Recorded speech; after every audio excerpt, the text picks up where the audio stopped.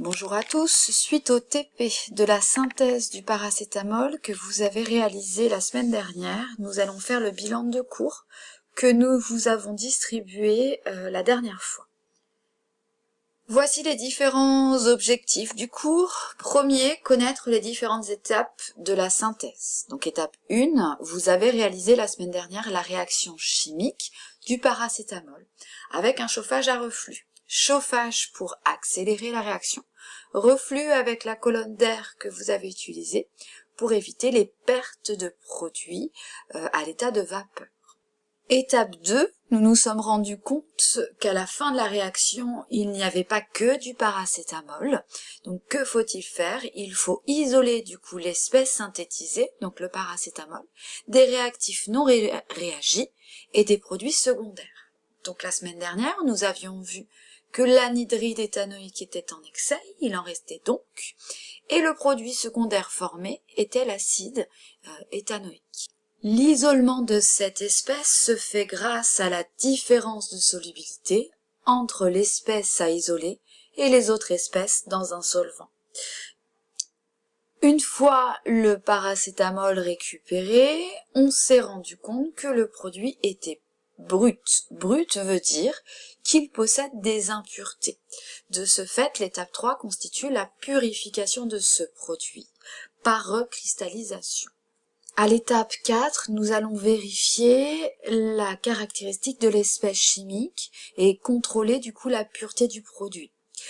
Cette étape peut se faire par plusieurs techniques, la chromatographie sur couche mince que je vais vous présenter aujourd'hui, ou alors la mesure de la température de fusion ou d'ébullition, je vous présenterai aussi une vidéo. Une fois que l'on a vérifié la pureté du produit, dernière étape, on va s'intéresser au rendement qui va caractériser l'efficacité de la réaction. Il va falloir connaître par cœur ces 5 étapes qui représentent la synthèse d'une espèce chimique. Objectif 2 maintenant, nous allons revenir sur l'étape de l'isolement de l'espèce chimique et il vous faut connaître le protocole pour isoler une espèce chimique. 2 cas de figure. Le premier cas est celui que vous avez réalisé la semaine dernière. Vous vouliez du coup récupérer une espèce à l'état solide.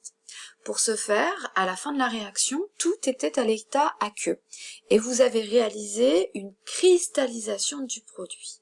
Donc l'objectif en fait est de changer l'état de l'espèce à synthétiser et pour cela, vous avez utilisé un solvant dans lequel le produit à récupérer est peu soluble. Et à l'inverse, les autres espèces présentes étaient du coup solubles dans ce solvant. Résultat, le produit synthétisé, du coup nous c'était avec l'eau froide, donc le paracétamol s'est cristallisé puisqu'il était très peu soluble dans l'eau froide, alors que l'acide éthanoïque, lui, est resté très soluble dans l'eau froide, donc resté à l'état aqueux. Une fois la cristallisation faite, nous avons réalisé la semaine dernière une filtration sous Büchner, c'est-à-dire une filtration sous vide, en rinçant le produit toujours, donc en rinçant le produit synthétisé, c'est-à-dire ici le paracétamol, avec le solvant dans lequel l'espèce est peu soluble, donc ici l'eau glacée. Une fois que le paracétamol est récupéré dans le filtre, eh bien nous pouvons sécher ce produit à l'étuve, tout simplement, pour évaporer l'eau que contient le paracétamol. Ça, c'est le premier cas étudié. Je veux récupérer une espèce synthétisée à l'état solide. Deuxième cas, que nous avons déjà vu en fait, si je veux récupérer une espèce à l'état liquide. Sachant que toutes les autres espèces sont aussi à l'état liquide, nous allons réaliser une technique d'extraction par solvant liquide-liquide. C'est-à-dire, avec une ampoule à décanter, vous allez choisir un solvant extracteur de telle sorte à ce qu'il soit, première condition, non miscible avec le solvant initial, qui est souvent l'eau, et deuxièmement, de façon à ce que l'espèce synthétisée soit très soluble dans ce solvant extracteur par rapport au solvant initial. C'est une technique que vous avez déjà étudiée. Voilà, donc objectif 2, spécial protocole. Objectif 3 spécial aussi, protocole, que nous devions réaliser aujourd'hui.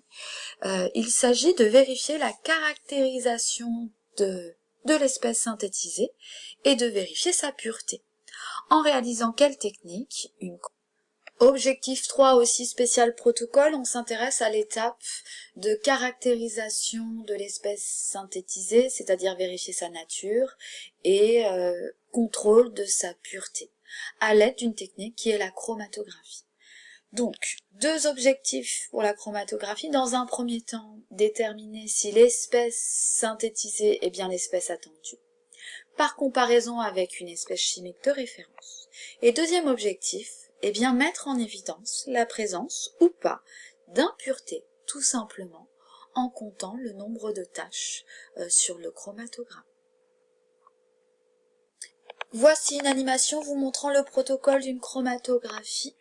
Je vais vous présenter l'étude du colorant du sirop de menthe. L'objectif ici est par chromatographie de montrer de quoi il est composé. Donc on va devoir vérifier qu'il est composé de deux colorants, le colorant E102 de couleur jaune et le colorant E131 de couleur bleue. Matériel dont j'ai besoin. Vous allez avoir besoin ici d'une cuve qui va contenir un liquide qui va être appelé l'éluant. L'éluant ici est la phase mobile, on expliquera plus tard pourquoi. Ici c'est de l'eau salée à 20 grammes par litre. Le chromatogramme qui est la plaque du coup de gel de silice, et sur ce gel de silice nous allons tracer un trait au crayon à papier pour déterminer la ligne de dépôt, c'est-à-dire les différents endroits où je vais placer dans un premier temps eh bien, le mélange à analyser, ici le colorant vert, et dans un second temps les différentes espèces de référence. Donc là ici colorant E102 et colorant E131.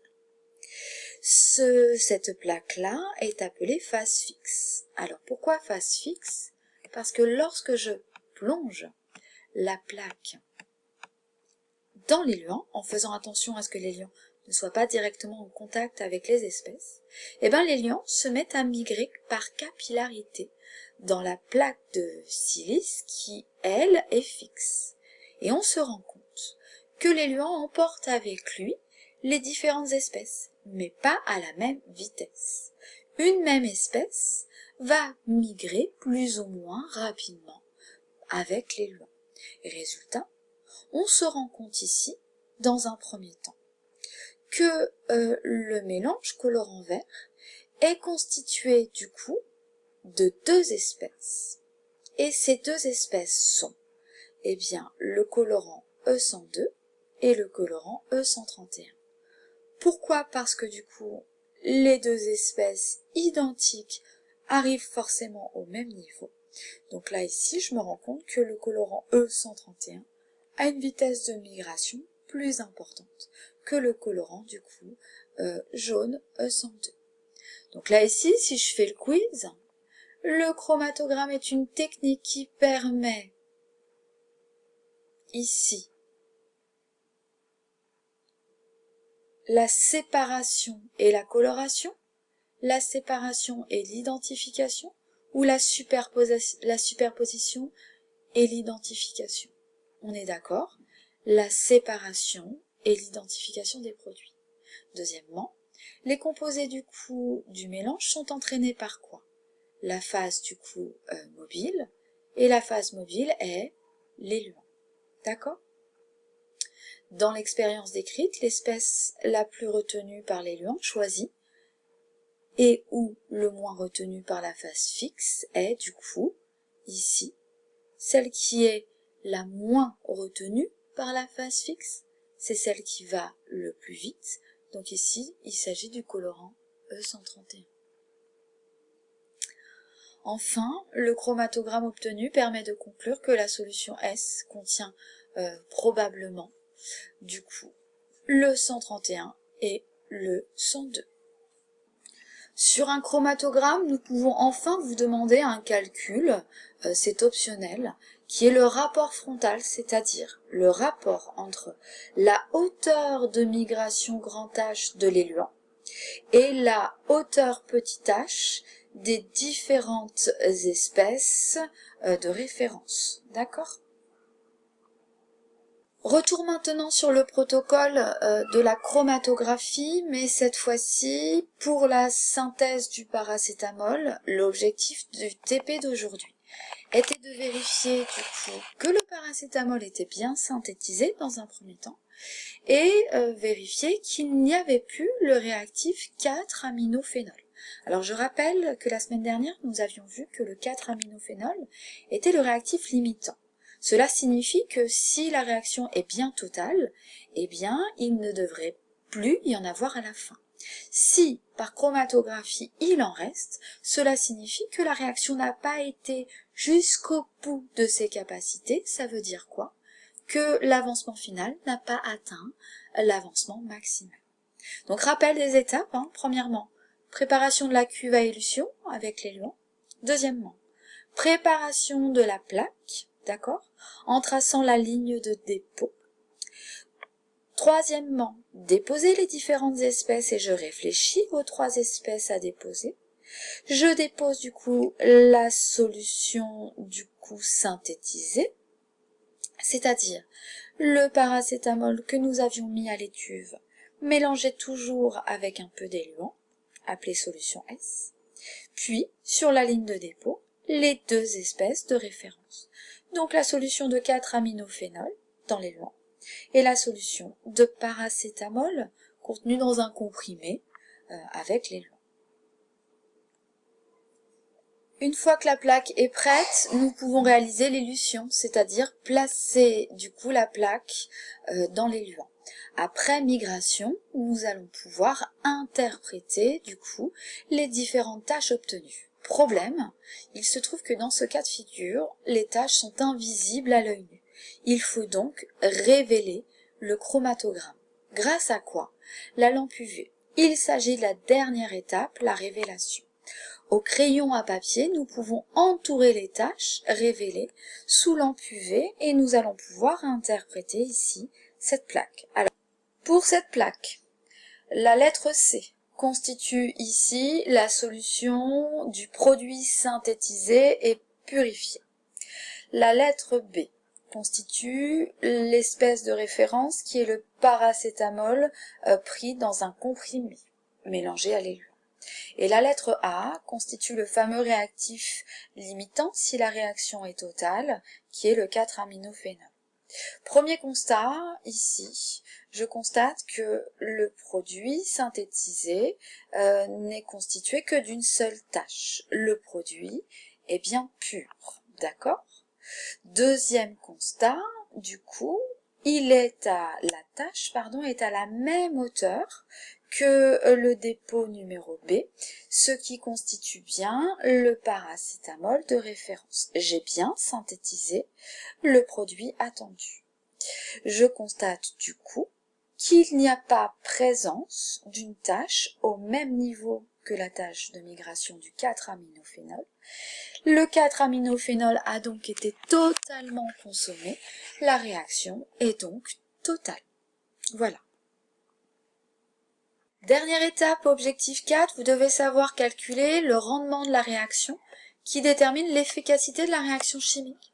En effet, même si la réaction est totale, je sais que lors de la cristallisation et de la filtration, je vais avoir des pertes du produit synthétisé. Formule à connaître, le rendement, c'est égal à quoi? C'est égal à la quantité de matière du produit expérimental obtenu, divisé par sa quantité maximale que l'on aurait obtenue, multiplié par 100. Attention, dans votre énoncé, il y avait une erreur, j'avais fait l'inverse. Rectifier. Je peux très bien mettre cette formule en remplaçant le rapport de quantité de matière par des rapports de masse. C'est exactement la même chose. Vous avez ici les critères de réussite, c'est-à-dire les différentes étapes pour pouvoir calculer le rendement. Vous avez l'exercice 27 que vous avez bossé. Je vous mets en lien la correction détaillée, qui suit du coup cette technique pour calculer. Lisez bien cette correction et on fait le point du coup ensemble, en cours, en classe entière. Bon courage!